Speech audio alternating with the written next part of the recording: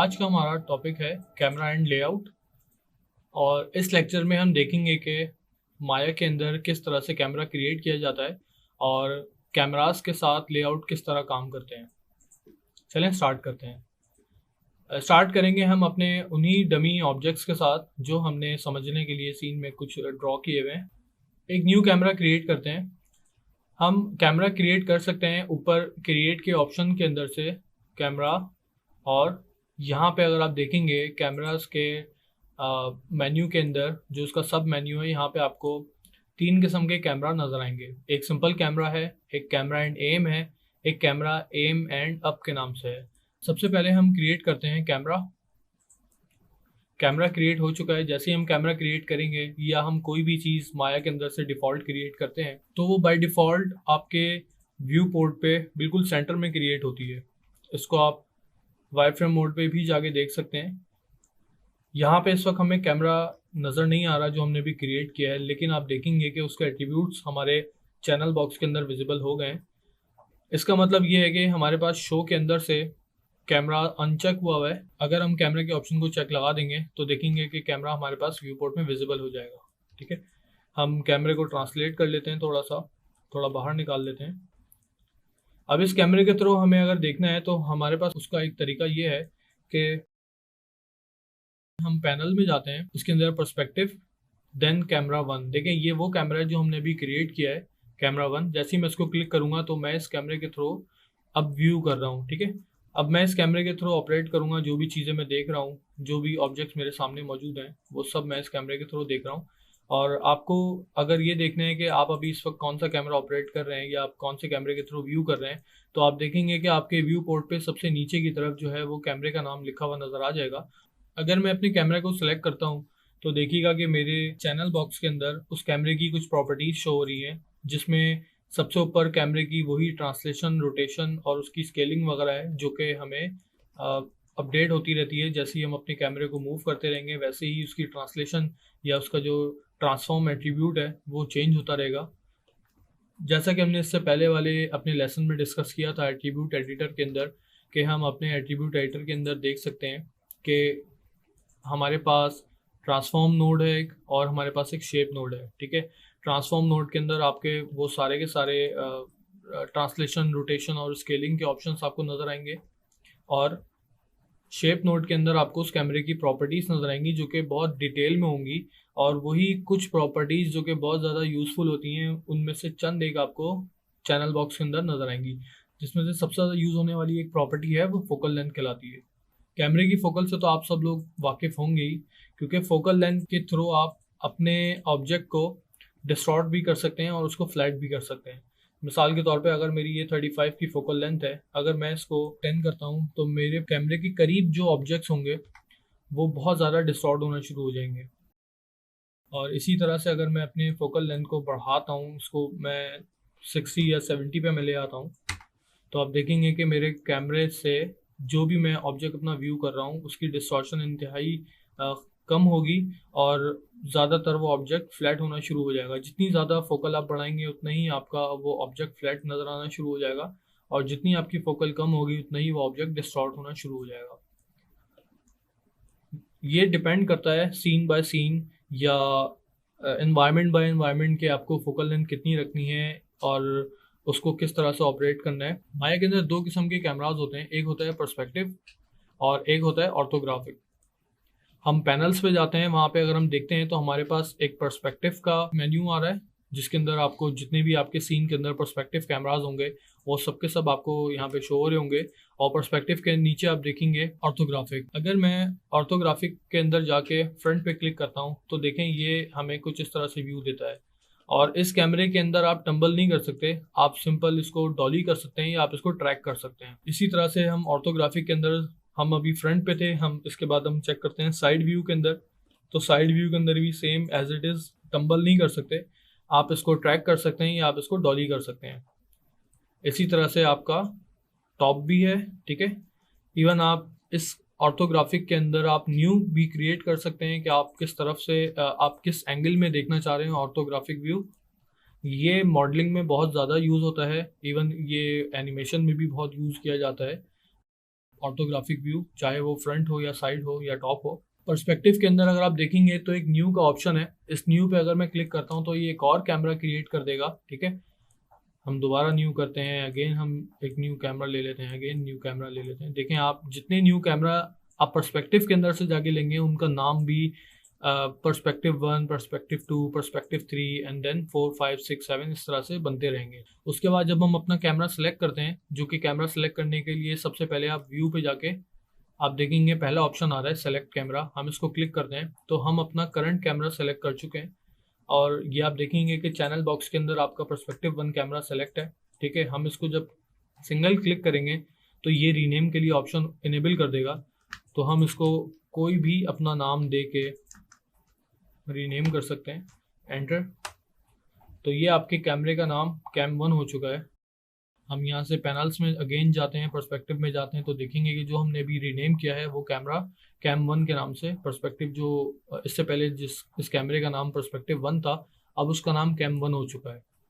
View menu को click करते हैं, इसके अंदर जो सब मेन्यू है उसके अंदर व्यू पे क्लिक करेंगे तो आपको नज़र आएगा सेलेक्ट कैमरा सबसे टॉप पर है, उसके नीचे आपको नज़र आएगा लॉक कैमरा। अगर मैं अपने कैमरा को लॉक करना चाहता हूँ, जैसे मैं एक अपनी कंपोजिशन सेट कर लेता हूँ, फॉर एग्जांपल कि मुझे कैमरे के कुछ इस तरह से एंगल चाहिए और मैं चाहता हूँ कि मेरा कैमरा एक्सीडेंटली मूव ना हो, कंपोजिशन मेरी ख़राब ना हो, ऐसे ना हो जाए, तो उसके लिए बेस्ट सॉल्यूशन ये है कि कैमरा लॉक कर लिया जाए। तो व्यू में जाके हम लॉक कैमरा कर देंगे, सिंपल। जिस कैमरे से आप व्यू कर रहे होंगे उसको आप व्यू में जाके लॉक कर सकते हैं। अब मैंने इसको लॉक कर दिया है, तो जैसे ही मैं इसको लॉक करूँगा तो सबसे पहले तो ये देखिएगा कि व्यू के नीचे जो सेकंड बटन है या सेकंड ऑप्शन है वो लॉक कैमरे का ऑप्शन है, वो आपको इनेबल होता हुआ नज़र आ जाएगा यहाँ पे। ठीक है, अब आप अपनी मूवमेंट कोई भी कर लें, चाहे टम्बल हो या ट्रैक हो या डॉली हो, कैमरा आपका लॉक हो चुका है। कैमरे के हिसाब से कुछ मजीद ऑप्शन है जो मैं आपके साथ एक्सप्लोर करना चाहूँगा, वो ये है कि ग्रिड का जो बटन है छोटा सा, ये आपको नज़र आ रहा है प्रेस हुआ, उसके बराबर में अगर आप देखेंगे तो ये फिल्म गेट है आपका। इसको मैं क्लिक करता हूँ तो ये कैमरे का फिल्म गेट ओपन कर देगा। तो हमने इस वक्त फिल्म गेट ऑन किया हुआ है। ठीक है, फिल्म गेट आपको बताता है कि आपकी जो कैमरे की रेजोल्यूशन है वो फुल फ्रेम इतनी आ रही है। जो एरिया आपका ग्रे पे आ गया है इसका मतलब वो एरिया आपके एक्चुअल फ्रेम से बाहर है। अब आपका जो फ्रेम है वो 720 HD हो या हाफ HD हो या फुल HD हो, जो कि 1080p कहलाता है, उस हिसाब से फिल्म गेट भी चेंज होता रहेगा। फिल्म गेट के अंदर अगर आप आ जाएं, ये आपका रेजोल्यूशन गेट है। ठीक है, ये देखें इस वक्त ये होवर करने पे टूल टिप नहीं दे रहा, लेकिन अगर आप नीचे स्टेटस बार में देखेंगे तो वहाँ पे रेजोल्यूशन गेट लिखा हुआ नज़र आ रहा है। मैं इसको क्लिक करता हूँ तो ये मेरी एक्चुअल रेजोल्यूशन आ जाएगी। ठीक है, इसके बाद अगर हम देखेंगे तो ये हमारा गेट मास्क है। अगर मैं इसको अनचेक करता हूँ और इसको मैं चेक करता हूँ तो आप देखेंगे कि जो मेरा ग्रे में एरिया आ रहा है, अगर मुझे वो नहीं चाहिए, ठीक है, वो उस ग्रे एरिया से मुझे अगर किसी किस्म की कोई कन्फ्यूजन हो रही हो अपने सीन में काम करने से, तो मैं उसको अनचेक करके हाइड भी कर सकता हूँ। ठीक है, लेकिन आपको उससे आइडिया रहेगा कि आपका जो फ्रेम एरिया एक्चुअल वो ये आ रहा है। देखें अब मेरी जो रेजोल्यूशन है वो 960x540 है।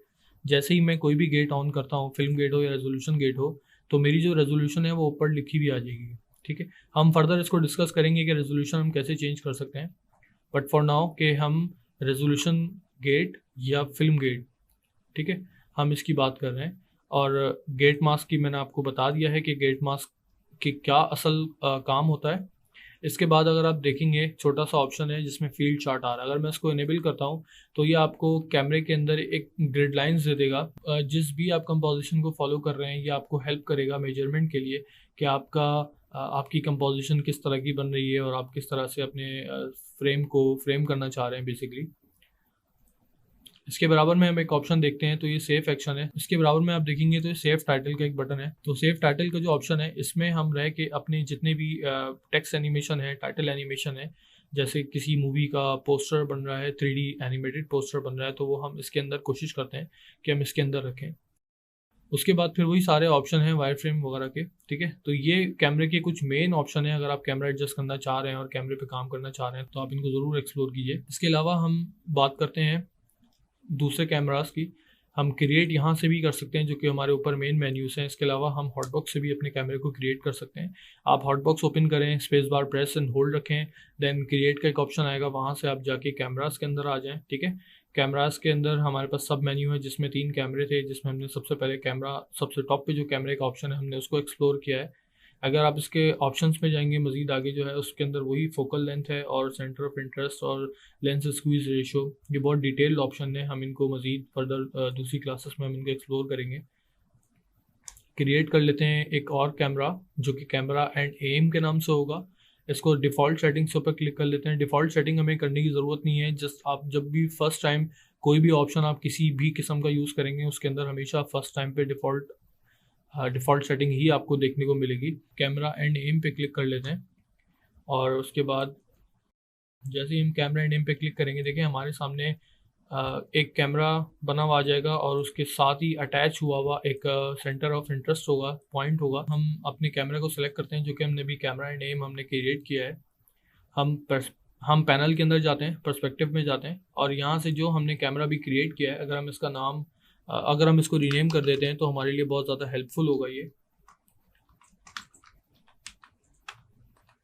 कैमरा नेम, ठीक है, पैनल पे गए, पर्सपेक्टिव पे आए, आपने उस कैमरे को सेलेक्ट कर लिया जो कि हमारा कैमरा नेम था। तो आप देखेंगे कि आपकी कैमरे के साथ एक सेंटर में एक पॉइंट अटैच्ड है। जो पॉइंट है बेसिकली ये आपका एम है। ठीक है, हम इसको यूज़ ऐसे कर सकते हैं कि आप एक दूसरे कैमरे पर आएँ। हम अगेन हम अपने हॉटबॉक्स को क्लिक करेंगे, हॉटबॉक्स को ओपन करेंगे, माया को क्लिक एंड होल्ड करेंगे, देन अपने पर्सपेक्टिव पे आ जाएंगे। तो यहाँ से हम जिस पर्सपेक्टिव पे आएंगे ना, वो पर्सपेक्टिव बारी बारी वो चेंज होता रहेगा। ठीक है, जितनी दफ़ा मैं पर्सपेक्टिव क्लिक करूँगा आप नीचे देख सकते हैं कि उतनी दफ़ा वो डिफरेंट पर्सपेक्टिव में स्विच करता जा रहा है। और इसी तरह से साइकिल सिर्फ पर्सपेक्टिव के अंदर ही रोटेट होगी। आप देखेंगे कि मेरे पास यहाँ पे कैमरा 1 नहीं आ रहा और यहाँ पे कैमरा 2 एम नहीं आ रहा। ठीक है, हमारे पास सिर्फ पर्सपेक्टिव ही आ रहे हैं नीचे। ठीक है, तो मैं अपने पर्सपेक्टिव पे आ गया और अपने कैमरे को सेलेक्ट किया, जो कि हमने कैमरा नेम क्रिएट किया था।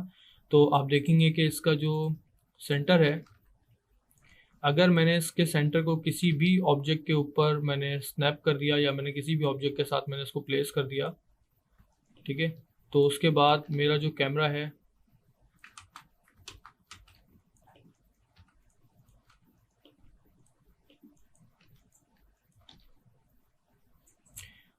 जो मेरा कैमरा है वो उसी ऑब्जेक्ट के अराउंड जहाँ पे उसका एम होगा, जहाँ पे उसका पिवट होगा बेसिकली, या उसका जो एम होगा, अब मैं अपने कैमरे को मूव करवाता हूँ अगर, तो देखें कि वो उस ऑब्जेक्ट के ही अराउंड मूव करेगा। ठीक है, तो ये कैमरा एंड एम ये होता है बेसिकली कि आपको अगर किसी भी ऑब्जेक्ट को फोकस रख के आपने उस पर काम करना है। मैं इसको मैं इसको प्लस से माइनस में लेके जाता हूँ, प्लस एक्स से माइनस एक्स में, तो देखें ये ऑटोमेटिकली रोटेट हो रहा है उस ऑब्जेक्ट के ऊपर जिस ऑब्जेक्ट के साथ मैंने कैमरे का एम प्लेस कर रखा है। ठीक है, तो ये बेसिकली कैमरा एंड एम होता है। इसका पर्पस भी बहुत सिंपल सा है कि आपने अपने ऑब्जेक्ट के अराउंड में अगर आपने कैमरा रोटेट करना है या आपने पर्टिकुलरली 2-3 जगहों पे अपने कैमरे को एनिमेट करना है, तो हम वहाँ के लिए ये कैमरा यूज़ करते हैं। इसी तरह से अगर हम अपने थर्ड कैमरे की बात करते हैं, हम क्रिएट कर लेते हैं अगेन एक और कैमरा, जो कि कैमरा एम एंड अप के नाम से होगा। ठीक है, डिफ़ॉल्ट ऑप्शन पे हम इसको क्रिएट कर लेते हैं। जैसे ही हम इसको क्रिएट करेंगे तो आप देखेंगे कि आपके सीन में टोटल 3 चीज़ें न्यू क्रिएट हुई हैं, जो कि एक कैमरा होगा आपका। हम इसको मूव कर लेते हैं। ठीक है,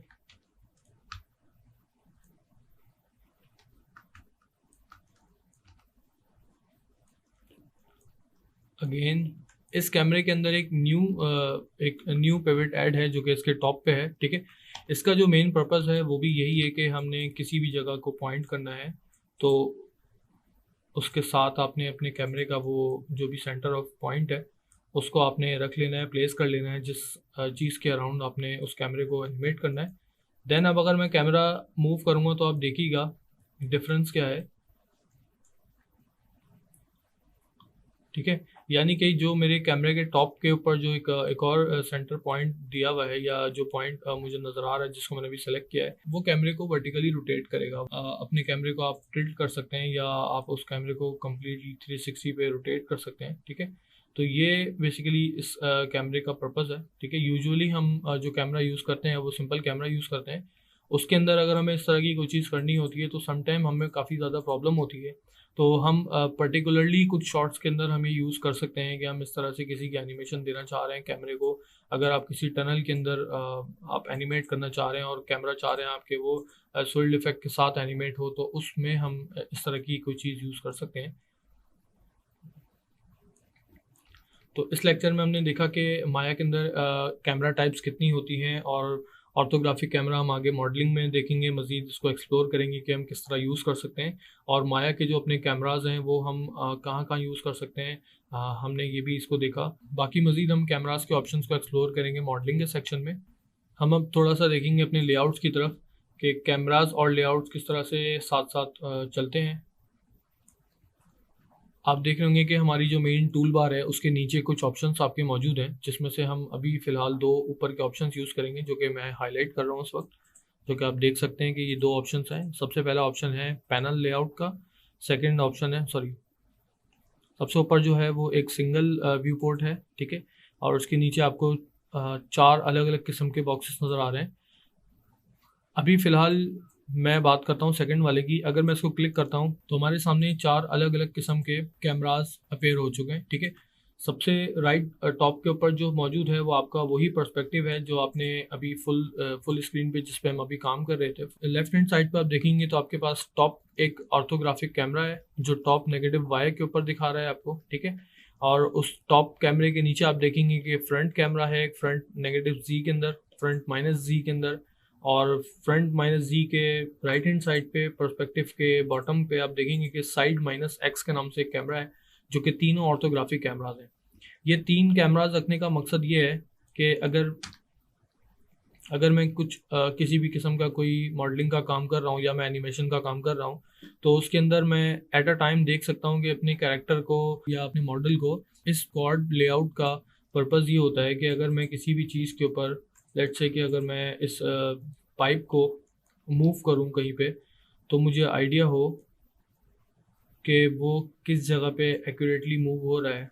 लेट्स से कि मैं पर्सपेक्टिव में इस एंगल से देख रहा हूँ, ठीक है, और मुझे नहीं पता कि इसके पीछे या इसके साइड में क्या ऑब्जेक्ट्स हैं, तो मैं यहाँ से अपने पाइप को देखें मैं मूव करूँगा तो वो हर पैनल के अंदर एक साथ अपडेट होगा, या एक साथ उसकी जो भी मूवमेंट है वो मुझे अपडेट हो रही है।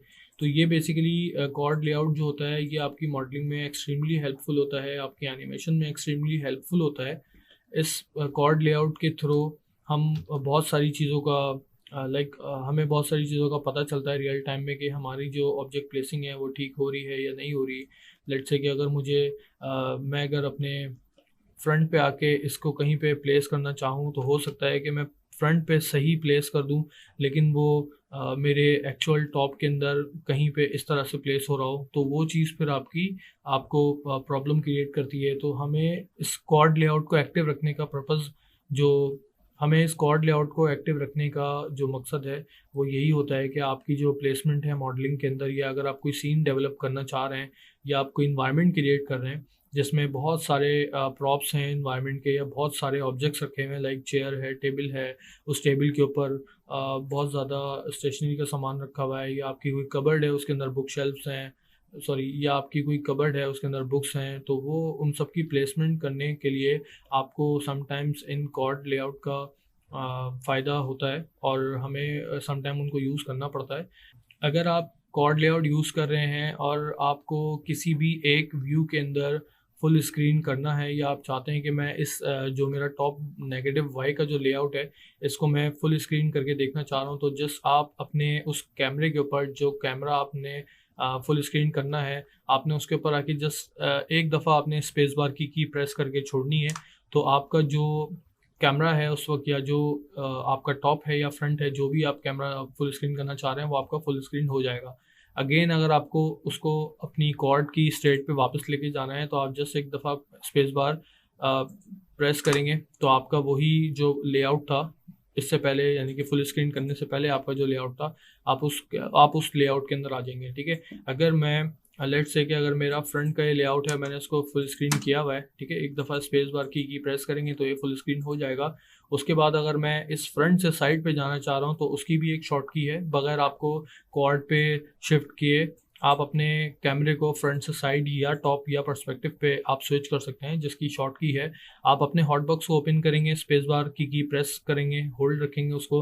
उसके बाद आप माया का जो सेंटर में जो बटन है बड़ा सा, जो आपको रेक्टेंगल बॉक्स नज़र आ रहा है, आप उसको क्लिक एंड होल्ड रखेंगे तो आपके पास ये सारे के सारे कैमरे के ऑर्थोग्राफिक के ऑप्शन आ जाएंगे, जिसमें आपका टॉप है, राइट है, फ्रंट है और बॉटम भी है, लेफ्ट भी है और पर्सपेक्टिव भी है, ठीक है। तो अगर मैं भी इस वक्त फ्रंट पे मौजूद हूँ, तो मैं फ्रंट से अगर टॉप पे जाना चाह रहा हूँ तो मैं टॉप को क्लिक करूँगा तो मैं टॉप पे आ जाऊँगा। इसी तरह से मैं अपने हॉटबॉक्स को ओपन करता हूँ और मैं राइट पे जाता हूँ तो मैं राइट पे आ जाऊँगा। तो इस तरीके से हम इसमें शिफ्ट कर सकते हैं और पर्सपेक्टिव पे वापस भी जा सकते हैं।